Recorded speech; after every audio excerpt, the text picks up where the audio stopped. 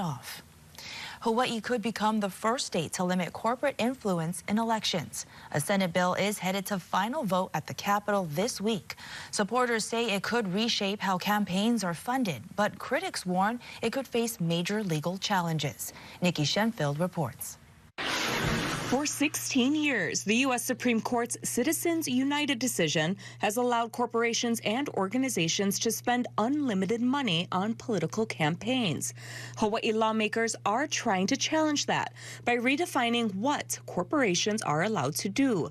Senate Bill 2471 would classify corporations as artificial persons created by the state and make clear that they do not have the power to spend money to influence elections. So what the Citizens United case said was that corporations get the same rights that people do, which doesn't make sense. If corporations are creations of state law, then they shouldn't get the same human rights that are protected in the Constitution. If this passes, it will be the first piece of legislation like this in the country.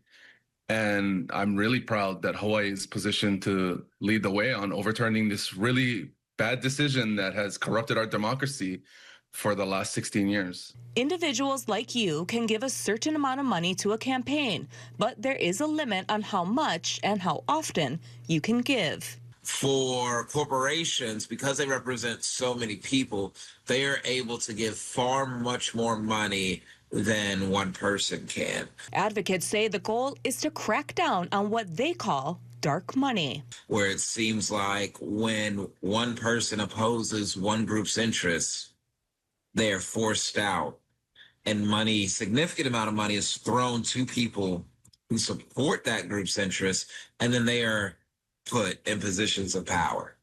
But opponents, including the state attorney general's office, warn that the bill may violate the Constitution and argue that Citizens United is still the law of the land and political spending is protected speech.